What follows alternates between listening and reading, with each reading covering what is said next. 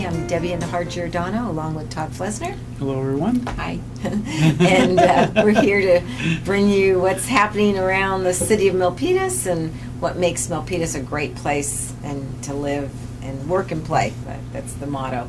So if you're catching us on cable channel 26, you can view us on Monday, Wednesday, and Friday at 6:30 p.m. and Saturday and Sunday at 9 a.m.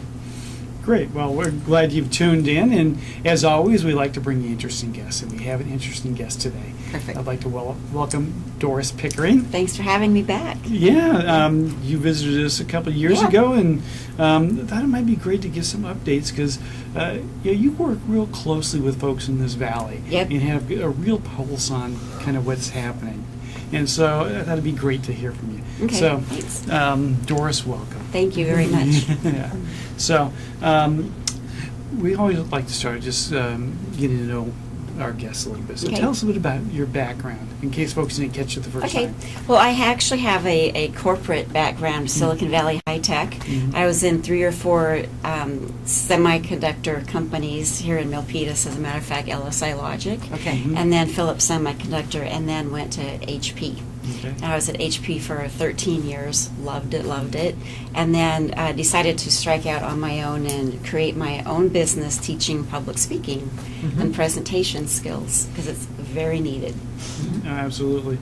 So, you have that background Mhm. in high tech, and I'm assuming you work a lot with high tech folks. As I do, well. actually, right. Yeah. I work a lot with high-tech people, but also small business owners, Okay. and a lot of foreign-born professionals. Okay. So it runs the gamut of people working for huge companies like Apple and Facebook and Google, Mhm. and then people, say, real estate agents, Mhm. or even really small business owners who are just looking, how do I increase my visibility so I Mhm. can attract new clients and speak in a way or communicate in a way that will attract clients and not repel clients. Okay. Okay. So, how important is your work, and who are your clients again? Oh, it's. I feel it's very important, and because it's hard to reach an audience if you don't have a message. So I work with people to create and hone in on their message and the value that they provide, but also help them understand who are they wanting to talk to. Because if you're wanting to talk to small business owners, that's a very different message than if you're wanting to talk to large corporate people. And a lot of people don't understand the nuances of that. Okay. So I spend a lot of time educating and also just doing a mind shift for people and opening up their worldview of, you may think it's this way, but it's actually really that way. Okay. Well, maybe tell us a little, expand a little bit more on kind of some of your background and what your real expertise is, and how you're able to help people with Okay. those sort of insights. Well, one of the things about my value proposition coming from a corporate background is getting to the heart of what is it that people want to project. Okay. So a lot of people, they just want more clients, right? Mhm. Well, that's great. We all want more clients, but Yeah. what is it about you in particular that makes you different from everybody else doing the same thing? And a lot of what I do is I'll just have a conversation Mhm. and let people just talk and get them comfortable, and then that will actually, even though it may seem like we're just having a conversation, it's really getting them to focus on why do they matter, and why are they even doing what they're doing in the first place. Because once they become connected with that, then it becomes so much more easier to help them see what their value proposition really is and how is it different than everyone Okay. else. So let's get. I perused your Okay. website, so Uh-huh. I've got some perfect. questions, and I found a public speaking series. Right. You want to elaborate on that? Sure. Let's So talk about that. I have a series of workshops that I did in about 6 months ago, and I'm going to resurrect them at the beginning of the year. And they're probably every other week. They're about an hour and a half. And those are just open. Anybody can come at any time. And it's an hour and a half of just working on, say, if you want to come in, give us a speech and we'll provide feedback. If you have a speech for a specific topic, we can help you at that time to create your speech and practice it. But it's a open-ended, this is when we're meeting, come if you want, come as often as you want. But that's different than I have a mastermind speaker class. And I've also am morphing that into what I'm calling the Executive Presence series. I did one of those last year, and that's a 4-month series. It's a combination group and private one-on-one. But that is for people who really want to hone in on their leadership skills. And, communication is an integral part of being perceived as a leader. And it's not just giving a speech or presentation, that's part of it. But again, we focus on how do people perceive you. Do you look comfortable? How do you handle risk? What is your resiliency? Are you a top-down manager where, you do what I say because I'm saying it, or do you want everybody to work together and focus on teamwork? And that also gets into a lot of almost career guidance, counseling. A lot of the people that attend that are recently promoted software engineers, and they're used to being the coders, and now they're thrust with no training into Making management. that crossover. Huh? Exactly, into the management position. They don't know how to translate that to their team. And then also, especially if you're at Apple or the bigger companies, guess what? You get to give a presentation instead of 500 people. Let me just jump back in here. So please we also have a business owner program, corporate training program. So the business owners and then are... you've talked about the master class. Right, again, for the smaller people, say a real estate agent or a nutritionalist or another type of coach. They are more of the B2C type people. A lot of them are brand new. They're just starting their business. They need help with, I don't even know what my message is. So I help them, especially with their elevator pitches, and work a lot on how other people perceive them. Because all of us, we think people perceive us one way, but it's usually not the case. Well, so it sounds like you spend a lot of time individually with people, really helping personalize what it is that they need to do. So it's not a one-size-fits-all type of program. Right, it is not, right.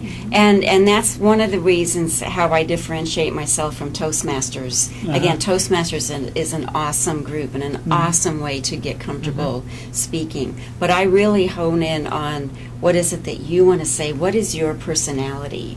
Because if you are your personality, you're not her personality. And no matter how much we work on it, you will never be her personality. I'll never be Debbie. Right, No. you will never be Debbie. Debbie broke the mold, right? Broke the mold. Right. So I'm watching you in action, and I'm watching your hands. I got a great question here. How important is body language and speaking hand gestures? Well, for me, it's very important, because I do use my hands a lot. Okay. But for people who don't use their hands a lot, it makes you feel really forced and really stiff. Yeah. Okay. And it impedes your ability to connect with the audience. Okay. And it also, the energy level is different if you're an audience member and you're watching somebody on stage like this. It makes you feel awkward. That is so true. Right. I agree with you. Yeah. Right, yeah. Interesting. Right, and for people who are nervous and who are shy or very introverted, but they're thrust up there, it's also a way to get rid of your nerves. It's like it expels the nervous energy in a way that people don't know that's what you're doing. I'll be darned. Right? Okay. You don't want to overdo it. Yeah. Right? And sometimes I'm probably overdoing it because I really get into it. But it's just a way to, I have some people that are constantly tapping their foot. Right. I try, don't do that. But again, just hand movements. It helps people pay attention to what you're saying. But it also helps you just keep dispelling that energy and keep you energized. Awesome. All right, so we talked a little bit about what makes you different. I'm going to use my hands. Yes, please. You're a quick study. But what do you find as some of your challenges as you're working with folks? One of my biggest challenges is people not believing that they can improve. And it's just like, I'll never get it. I'm not any good. I'm just too afraid. I'm not even going to try. And for me, it's like the world is your oyster. And it's okay to stumble. it's okay to draw a blank. I even go so far to assure people I don't count your ums and ahs. You know, go to Toastmasters for that, because a lot of people say and ah, and if you let that stop you, you will never go out speaking. So for me, it's just forget all that, all the shoulds and coulds and shoulda, woulda, couldas, and just get out and start speaking. The more you do it, the more comfortable you will be, and let the ums and ahs take care of itself when you become more comfortable. Okay. But you will never do it if you don't start doing it. So Doris, we talked before the show started for the 2019. And what do you have for upcoming events and workshops? I am going to be doing my Executive Presence series probably 3 or 4 more times. Again, it's a 4-month series, so I'll be rolling that in. I'm also working with somebody to create a venue where people can drop in and speak, because a lot of people, they have a story, you know, they're passionate, but they don't have anywhere that they can go speak, because you can only go to so many chamber talks, and a lot of chambers it's not appropriate, or wherever it is. So I'm one of the things I'm working on is creating that venue for people to be able to come in and do a speech. Awesome. And I'm also at the end of the year working on my kind of like a TED Talk Light series. I'm right now I'm calling it Your Legacy Talks. But again, it's like another opportunity for people to just come in and have a venue and an opportunity to just practice speaking. Okay. Well, it sounds, what I'm hearing is that part of it is just getting out and doing it, right? It's just getting out and the old doing Nike it. Yep. slogan. Just do it. Just do it. Just do it. Right. Right. And I always say not if you make a mistake, but when you make a mistake. Half of learning how to be a good public speaker is learning what to do when you make a mistake, because we will always make a mistake when we're up there. Okay, so we talked about challenges. How about the rewards? What do you get in terms of the rewards? For me, one of my biggest ones is I learn from all of my clients, because my clients are so fair. diverse. They're more than half are foreign born, so I get to learn about their background and their experiences. I get to learn about their personal struggles, their struggles at work, because again, it's hard to separate them. But then it just empowers me as a person to know that I'm making a difference in their life, because they show up differently at work and at home. And to me, that's just pretty awesome. Super. Great. Yeah. All right, good. Well, we've talked about some of the things you have coming up here. What are some of the larger goals that you have in terms of aspirations? You mean for my Your business? yeah. For my business, one of the biggest ones I'm working on in 2019 is to scale. Okay. Because I love working with people one-on-one, because again, I love it. Right.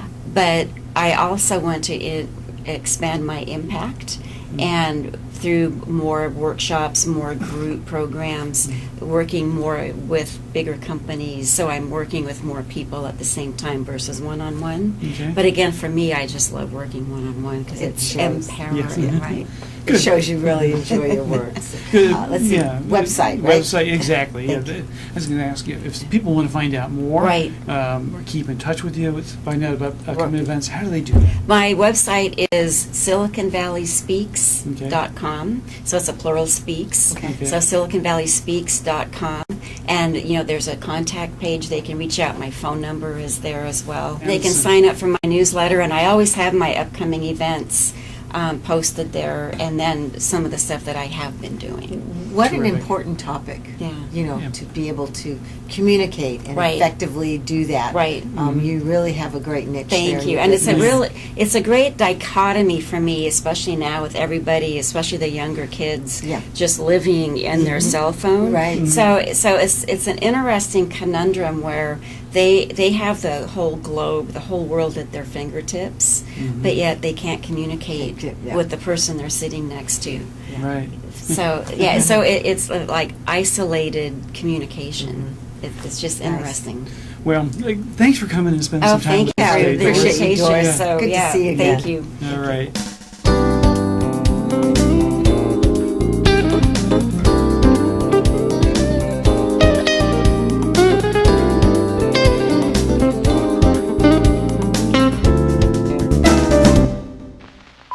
The following following is a public service announcement test to determine if you need a fishing license and boat registration before you head out on the water.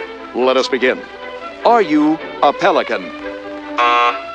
Does this look like your house? Is this your idea of fishing with friends? Do you use your feet as fishing hooks? Are you your own boat?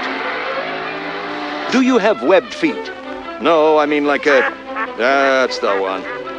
Do you want this in your favorite lake? Yuck, yike. No thanks, mister. Regardless how you answered, you need to be licensed and registered because it helps local conservation efforts protect the very natural resources you enjoy boating and fishing in for generations to come.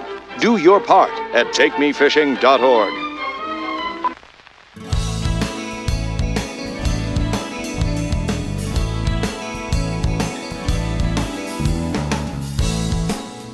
Hello, welcome back. This is Valley Homes on TV, along with Todd Flesner. I'm Debbie Giordano.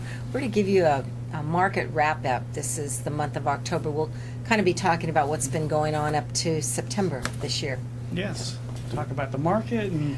Well, took a big gulp today. We just talked about the stock market. I read on an internet blog that the Dow Jones has wiped away all the gains of 2018 as of today, officially. I guess the word for that is volatile, to say the least. Yeah. And there's been a lot of back and forth. There's been some big movements both up and down in the last couple of weeks, and I think the market is trying to find some direction for the future, right? How strong is our economy? We're in earnings week right now as well for a lot of the companies. But as long as I've watched the stock Yeah. market. I've probably for 25, 30 years, Mhm. and October is historically a crazy month for that. I don't know why it is October. Yeah. Of course, October of every election year. That's it's correct. different, but it just seems like every October Yeah. there's some, like you said, volatility. So. Yeah, it seems to be the case, absolutely. And so, a month or a day doesn't make the market, No. right? As long as you don't need your money today. But it gets your attention. It does, and especially as where you decide where you want to put your investments and your long-term investments. But Yeah, absolutely. let's talk about what's been going on with the local economy. Yes. So I do a lot. I don't know if you do reading the San Jose Mercury Yes. News, Mhm. and there's a couple articles that I thought were pretty interesting. I cut this out. This article was Friday, October 12th, and they talked about housing market may cool in 2019. Okay. So we'll put that up on the screen. And I think that's been holding true. Mhm. We've seen a lot of buyers being able to come in and get better buys on properties. Yes. I'm sure we have. Sellers are not getting exactly what they wanted. We peaked in April, and the market has trailed down. Mhm. So they're projecting now for 2019 that there's going to be a cooling. Okay. And that's due to the higher interest rates Mhm. and due to, just a basic economic stability here.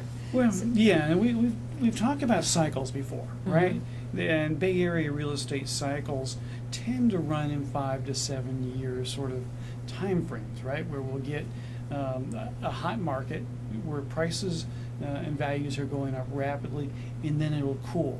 And so that's part of the normal market, and that may be where we are in that market cycle. I agree, but I don't know. We're in a different era right now. Mm-hmm. Trump is president, Yes. focusing on tax cuts and, Mhm. and economic, rebounding. Yes. And then with our local economy, we've never seen, we're different from the rest of the United States. In That fact, is true. so here's an article just a few days ago. Jobs surge in Bay Area. So here we're having a prediction of a slowdown, Mhm. but we've got more jobs. So the translation doesn't make sense. So in my prediction, and we'll watch this next year as we do the shows and we watch the where the price points are and Mhm. the average and median home prices. I don't think we're going to see a dip. I don't think we're going to see a lull. I think people need to buy. Mm-hmm. Buying a home still has its value. Yeah. So I don't see it coming. Well, I think our economists in our company are seeing from prices going up like this to moderating Moderate. in terms of how much Well, they they're actually going up. dropped. They did drop, but Well, here, we have a little bit of a seasonal adjustment, right, mhm. and a correction of sorts. yeah. Yeah, we'll watch. We'll see. We'll see. We'll see. Mhm. So, but look at what's happened year over year. Mhm. So let me give you some numbers. For September of 2017, we were at $1,025,000 for an Mhm. average price, and last month it's posted at $1,216,000. Okay. Not a bad profit for 12 months, is Not it? bad. And then condos, townhouses, average price was $761,000 a year ago, and that's jumped to $878. And remember, these September housing numbers for last month Mhm. are already adjusted downward. We've had a little downward because of the adjustment in the Okay. pricing, but year over year, terrific. And now with these job surge, I think we're going to see real estate to still be a very good investment. Yeah, well, absolutely, and if you need a place to live, owning a home is always, I think, a great option for folks. Makes sense from a long-term perspective. Yeah. Absolutely. So what are interest rates do? I know they've been going up. They have. We've been seeing interest rates creeping up. Started to see a little bit of correction today with what happened in the stock market. Interesting, okay. But yeah, rates as a whole, we see on an upward trend. The Federal Reserve is looking to be increasing interest rates, particularly with jobs and a strong economy. We're at practically full employment at this point in time. And so we're still unwinding some of what was going on with the Fed during the Great Recession, and the pumping that was going on, and the low cost of funds at that point in time. So the Fed is unwinding that purchase program Okay. that they had to keep rates low. Okay. And so we're coming back to more of a normal sort of market in terms of interest rates and investors in. We're still that rate below of return. 5, right? Yeah, we're in the high 4s to about 5%, depending upon the type of loan that we're You looking know, at. it's not bad. Historically, it's great. Historically is great. We're not in the 3s like we were at the all-time lows. But, I still talk to a lot of folks who can recall when they got their first home loan being in double digits. And so, when you look at it in a historical perspective, that's important. And I think, as we look at the market, that affordability piece of that component is going to be the key, right? And so, increasing interest rates is going to put a little bit of the brakes on the affordability, and maybe what we see holding some of the prices. So I can share with you open house activity. Okay, great. great. Because that's kind of a precursor as to where Yes. the market is and the demand Mhm. for the market. Weekend before last, I did an open house. The price point was $799, very low, one of the lowest prices in Milpitas, and there were 40-plus families that came through. Okay. And so in an adjusting market where we have less buyers and a little bit more sellers, it's still a very good market. Yeah. I've got another open house coming up this weekend. It'll be in the Parktown area in Milpitas, and that we'll be able to report in what those numbers look like. But if what I'm hearing, people are already banging the door to get in and look at that property that's priced at $1 million. Okay. No shortage of buyers at all for that. So Well, I'm seeing a lot of folks who are first-time buyers right now that are coming in and looking to see what they might be able to do in terms of purchasing a home. and you and I are closing a deal. We Yeah. are. We have one coming up here soon. We put a guy into a bankruptcy home, so Mhm. he's very, very excited. Got a nice home that needs some renovation. Mhm. So I think if a buyer can overlook, maybe they need a new kitchen or new bathrooms, they Mhm. can get a really good deal on a home right now. Absolutely. Yeah. Well, we'll keep watch, Okay. see how these year-over-year numbers. And take a deep Yeah. breath with the stock market. If you got money in stock, just take a deep breath, write it out.